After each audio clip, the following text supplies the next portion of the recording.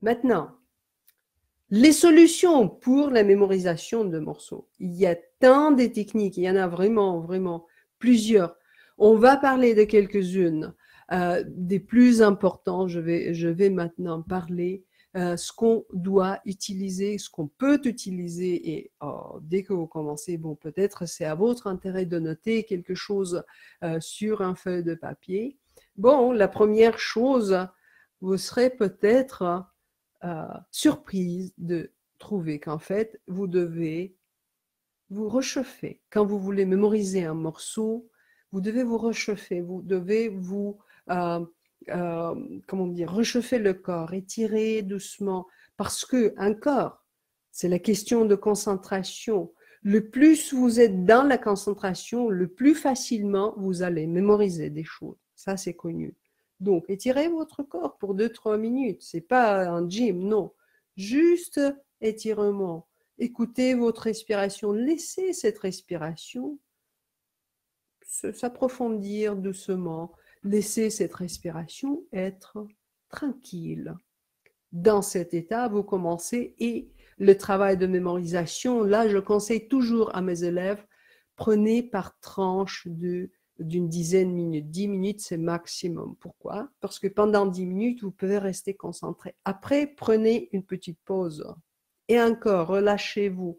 Buvez un petit peu d'eau. Faites quelque chose, étirez-vous, ou respirez plusieurs fois, ou faites 2-3 pas sur place.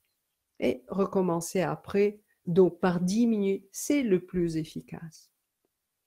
Deuxième chose qu'on doit contempler, penser, c'est la structure de votre travail. Et je vous ai dit déjà, la mémorisation du texte, c'est quelque chose qui doit se présenter dès qu'on peut. En fait, le plus efficace, c'est de mémoriser le texte dès qu'on peut. Glenn Gould disait qu'il n'a jamais même approché l'instrument avant qu'il le connaissait par cœur. Et c'est une bonne idée, en fait, de regarder la partition ou d'écouter et de noter des choses. Déjà commencer à mettre des piliers de votre mémorisation, même avant que vous jouez la première fois. C'est ça, d'ailleurs, une faute de beaucoup des amateurs. On pense que je prends la partition, je joue à vue et je mémorise déjà. Le problème, c'est que quand vous le faites de cette manière, déjà, ça ne se mémorise pas très fort et malheureusement, ceux qui se mémorisent, c'est les fautes. Hein? Attention, vraiment, quand vous faites les fautes, elles se mémorisent, elles se collent en vous aussi. Hein? Donc, c'est pour ça qu'il faut contempler, en fait, il faut prendre un petit peu, il faut être un petit peu patient, prendre un petit peu de temps et réfléchir. Mais c'est quoi que je joue? Regarder la partition, essayer de le voir, ici la première partie, ici quelque chose qui ressemble à la première partie, ici quelque chose de différent. Par exemple, je vous ai montré tout à l'heure ce slide avec la partition de Bach. Là, on n'a pas besoin de jouer ce morceau pour voir que c'est les arpèges ou que c'est la gamme descendante. Hein. Oui, bien sûr, si on lit des partitions, mais je sais que la plupart parmi vous, vous lisez les partitions. Donc, avec la partition, on fait de cette manière. Déjà, on peut mettre des grandes lignes. Déjà, on peut commencer à mettre des ancrages. Après, bien sûr, on les vérifie, on ajoute, etc., etc. Mais même avant que vous jouez la première fois. Et en principe, on doit travailler le morceau jusqu'à ce qu'on peut le tenir en tête. Jusqu'à ce qu'on peut jouer le morceau en tête. Et qu'est-ce que ça veut dire? Ça veut dire que, bon, au lieu de le jouer sur votre instrument, en fait, je vous conseille de l'écouter avec la partition. Et jusqu'à ce que vous pouvez tenir, après vous arrêtez l'enregistrement. À un moment donné, vous dites, je regarde la partition, vous ne savez pas encore jouer ce morceau. Vous regardez la partition, vous pouvez le jouer en tête, et puis partition fermée, et vous pouvez rejouer Ça, c'est une très bonne chose à faire, à travailler en tête. Vous savez, vous connaissez cette technique, hein? Mettez le petit plus si vous travaillez votre musique en tête, hein? Bon, mettez le minus si vous le faites que avec votre instrument, hein? Mais de travailler en tête, c'est très important, et avec la mémorisation aussi, c'est très important. En fait, de jouer mécaniquement encore et encore son morceau, ça ne sert pas à la mémorisation. Voilà, je vois Jean-Lionel, Emanuela, Eduardo, vous travaillez les morceaux en tête. Patrick, bien sûr, en fait, le plus on le fait, le plus facile ça devient, hein. Et pour les chanteurs, par exemple, on ne peut pas chanter 10 heures par jour, hein. On peut chanter 30 minutes, 1 heure et demie max, hein. Pascal, écoutez bien, hein. Et tout le monde qui, comme Pascal, n'a pas encore utilisé cet outil, c'est très important en fait de réfléchir, mais comment mettre des choses clairement en tête avant que j'ouvre ma bouche pour chanter, ou bien je joue le morceau sur mon instrument, sur mes cordes, ou je souffle. Donc, quand on travaille la partition en tête, hein, ça c'est un ancrage visuel et intellectuel, hein. On garde les parties, on construit le scénario en tête. Il y a une autre technique, c'est de jouer, ça s'appelle jouer à sec. Ça veut dire, par exemple, pour un pianiste, c'est jouer sur la table.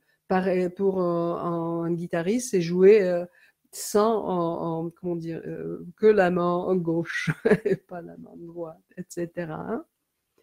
Et puis après, quand on a fait ce travail en tête, après on continue, en fait, on revient à la partition. Oui, voilà. On a mémorisé le morceau et après on travaille avec la partition. Attention, encore une chose que les amateurs souvent font, une faute.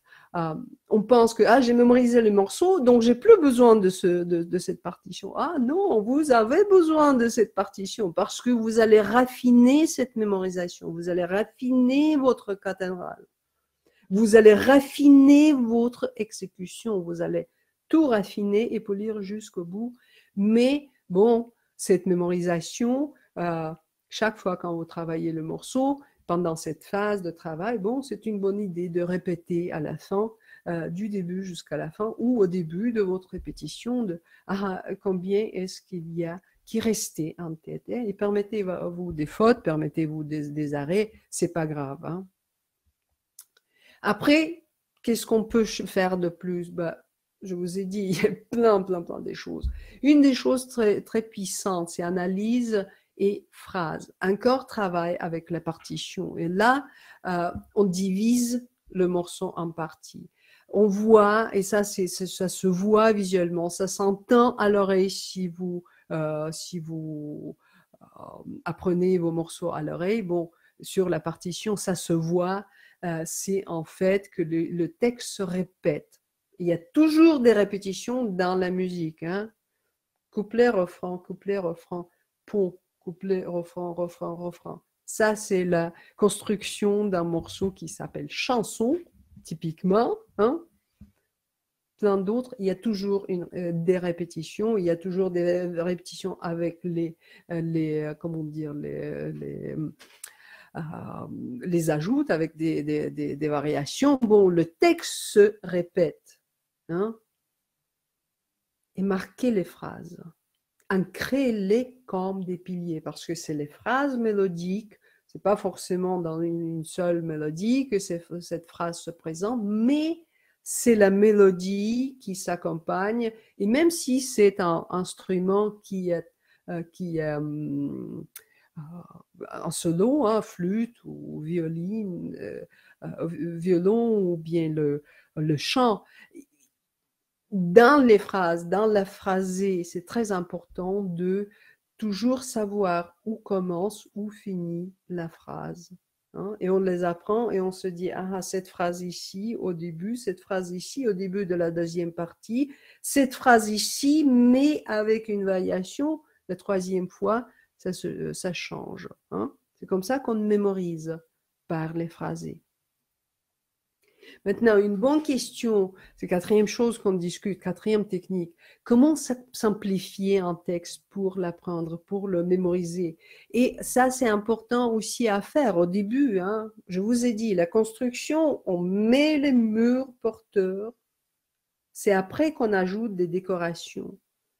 Donc, cherchez le plus important, mémorisez ce qui est facile au début, après vous mémorisez et apprenez ce qui est plus complexe. Hein. Laissez tomber les décorations, laissez tomber les passages difficiles, inégaux, insolites. Là, vous les remarquez bien sûr, mais vous ne les jouez pas avant que vous les travaillez et ça prend un peu de temps. Mais quand vous mémorisez le texte, vous les laissez tomber. Hein, vous dites bam. Donc le ré, le passage, c'est du ré jusqu'au ré. Hein, je me souviens bien, le ré mineur descendant. C'est comme ça on crée la structure de cette cathédrale, ou bien plutôt la structure porteuse de ce pont pour traverser la fleuve. Et bon, j'aimerais bien aussi parler un petit peu plus en détail d'une mémoire de toucher, d'une mémoire de mouvement. En fait, ça, c'est plutôt la mémoire de toucher, la mémoire géométrique. Hein. C'est un ancrage parmi les plus forts. Je vais vous illustrer ce principe un peu plus en détail. Et encore avec la partition, là j'ai choisi en fait un petit extrait du morceau que tous les pianistes essaient de jouer, la sonate au clair de lune de Beethoven. Et là, voilà, c'est le passage, je pense que c'est mesure 35-36, le passage qu'on veut, disons qu'on veut mémoriser. Comment faire en utilisant cette approche géométrique? Qu'est-ce que ça veut dire l'approche géométrique? Bon, vous voyez dans ce passage, il y a 3, 6, 9, 12, 24 notes. Bon, 21 notes. 21 notes. À mémoriser 21 notes, est-ce que c'est facile? Possible, mais bon, est-ce qu'on peut faire quelque chose? Est-ce qu'on peut grouper les notes quelque part?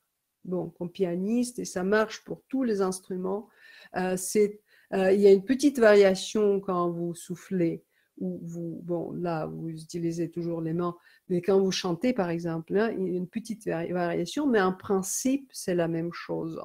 Pour la mémorisation, hein, attention.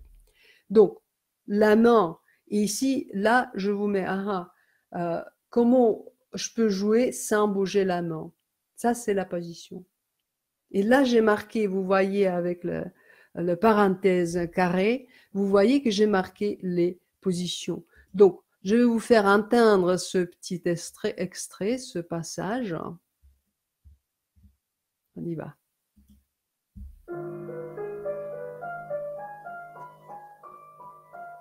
Et on descend. Voilà, je laisse tomber les 3 dernières notes. Maintenant, mais comment est-ce que j'analyse ça? Là, bien sûr, bon, surtout si vous êtes au début, si vous êtes amateur, pas spécifiquement avancé, et vous n'arrivez pas à faire ça à vue ou à sec sur la table, bon, vous pouvez le faire sur le clavier avec votre instrument, pas forcément avec, vous pouvez laisser tomber de jouer d'abord. Hein. Donc là, je vous montre comment ces fameuses positions se groupent. Donc, première position, là vous voyez la position de maman. Deuxième position, un peu plus vers les aigus. Troisième position qui en fait groupe plusieurs notes. Là vous voyez, elle groupe combien? 7 notes de 21.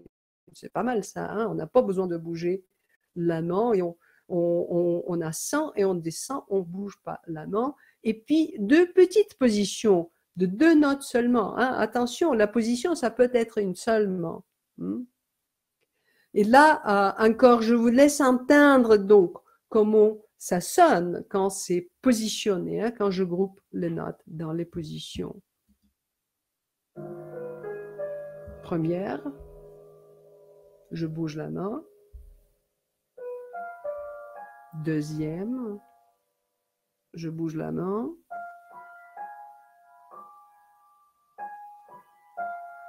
Troisième, ascendant, descendant, je bouge la main. Deux notes. Quatrième, deux notes. Cinquième. Vous voyez? Et en fait, déjà, comment je bouge? Vous voyez, il n'y a que 5 choses à me coller à la tête. C'est beaucoup plus facile à mémoriser, n'est-ce pas? Donc, je les mémorise jusqu'à ce que je pouvais les faire jouer comme ça. Hein? Première, deuxième, troisième, quatrième, cinquième. Encore une fois. Première, deuxième, troisième, quatrième, cinquième. Vous voyez comment ça va vite?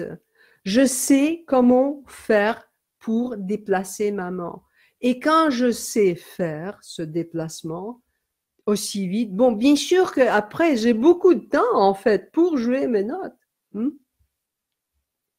Voilà, ça, c'est la puissance de cette approche géométrique. Vous pouvez utiliser, vous pouvez utiliser cette approche. C'est vraiment, ça dépend de votre morceau, ça dépend de votre instrument. Et bon, déjà, pour les cordes, par exemple, les groupements dans les positions, c'est quelque chose qui est construit dedans, qui est déjà dedans. Mais même pour vous, les positions sur la manche, c'est une chose que vous vous souvenez, les positions standards. Mais après, je groupe mes positions pour les déplacements, comment les positions changent.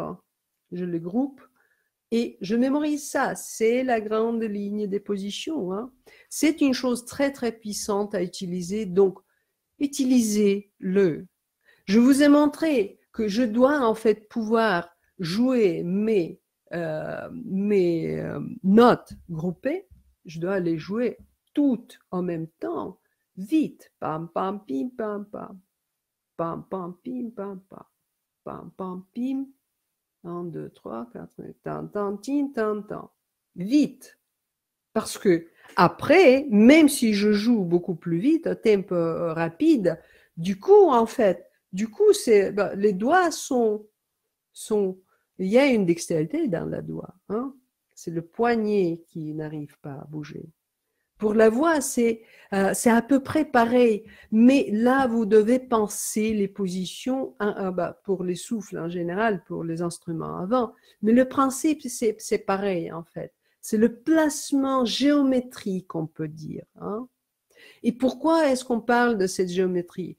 C'est parce que c'est une approche universelle, notamment parce que dans notre cerveau, il y a cette partie, la mémoire spatiale, qui est incroyablement puissante. En fait, si vous vous souvenez de l'endroit où s'est passée la situation, vous allez vous souvenir de cette situation. Ça, c'est sûr. C'est la loi de notre mémoire, c'est la loi de notre psychologie, c'est quelque chose que les Grecs anciens ont découvert il y a 2000 ans, plus de 2000 ans, c'est la mnémotechnique, c'est toutes ces choses qu'on arrive à faire avec la mémoire. Donc l'approche géométrique, bon, c'est pas une mnémotechnique pure, mais l'approche géométrique, c'est très puissant pour la mémorisation de la musique. Et bon, je vous ai nommé déjà toutes ces choses, la concentration, la structure de travail sur le morceau, le travail du morceau sans instrument, partition en tête, jouer à sec. Après, analyse des phrases, on simplifie le texte pour mettre la structure porteuse de la cathédrale. Et puis, approche géométrique. Il y a bien sûr d'autres choses. Tout ça, c'est des ancrages.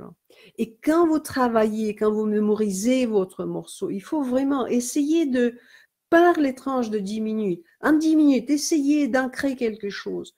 Attention, l'ancrage, c'est pas quelque chose qu'on que vous allez devoir vous rappeler. Non, un crash, c'est quelque chose qui vient en soi. Donc, n'ayez pas peur d'ancrer même des petites choses. Après, on laisse tomber de les nommer. Au début, on les nomme. On se dit, par exemple, les positions, 5 notes, 5 mouvements qui basculent. Je ne sais pas, balançoire, par exemple. Et puis, petite position. Petite position. Je me souviens de ça. Et bon, au début, la première fois, deuxième, troisième fois, quand je joue au cœur ce passage, je pense les positions. Après, petit à petit, je laisse tomber de le penser parce que tout ça, ça bouge dans la sous-conscience, dans la mémoire corporelle, dans la mémoire de motilité de mon corps. Mais mon chef d'orchestre connaît les lignes générales. Et ici, la dernière chose dont je veux parler, c'est en fait votre attention contre volonté. La sous-conscience peut être un enfant terrible. Et là, je vous serais reconnaissante si vous mettez le petit plus pour m'indiquer que vous reconnaissez dans cette situation, parce que, bon, je pense que tout le monde se reconnaît dans cette situation, se retrouve à un moment ou l'autre. C'est quand ma sous-conscience, ma tête me dit, je ne veux pas l'apprendre. J'essaie de me souvenir de ce truc, je veux plus. Vous reconnaissez cette situation?